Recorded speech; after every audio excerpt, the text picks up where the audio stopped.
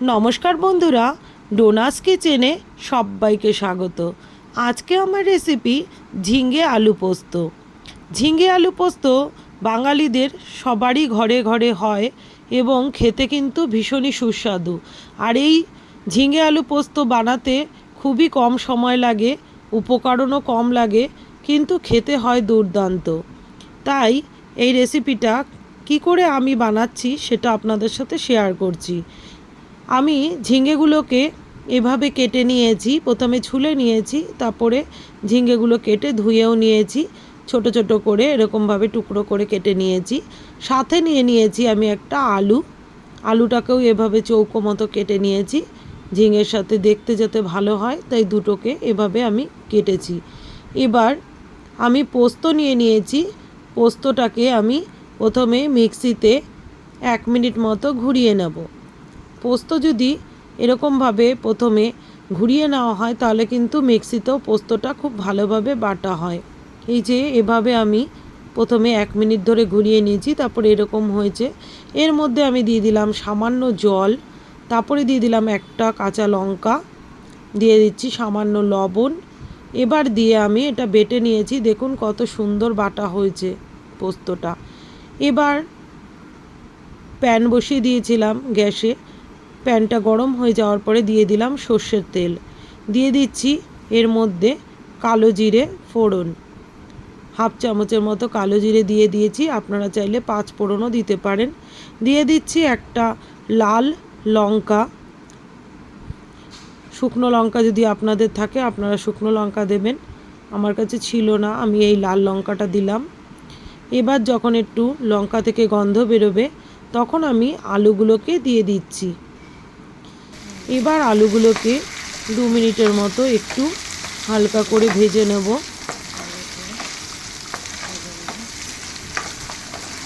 আলুটা নাড়াচাড়া করার পরে এবার আমি এর মধ্যে দিয়ে দেব ঝিঙে টুকরোগুলো।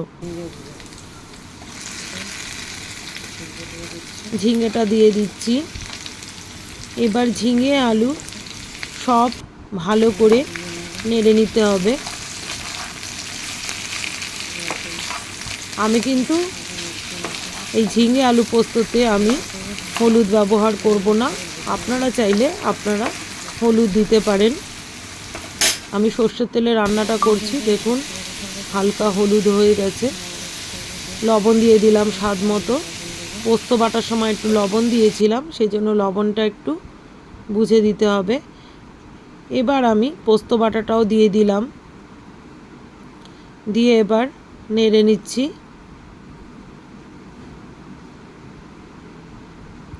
সামান্য চিনি দিয়ে দিলাম।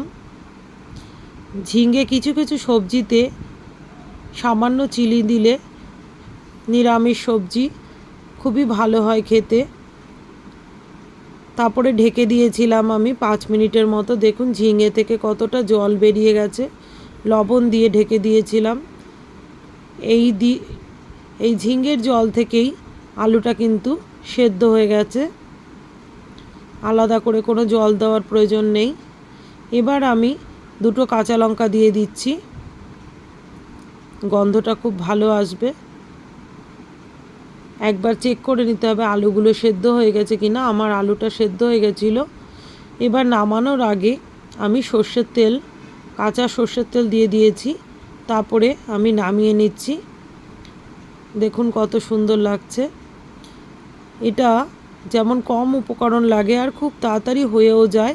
আমাদের নিরামিষের দিনে খুবই টেনশান থাকে কি বানাবো, তখন ঝিঙে আলু পোস্তটা বানালে কিন্তু এক তরকারি দিয়েই খাওয়াটা হয়ে যায়, ভীষণ ভালো হয় টেস্টটা।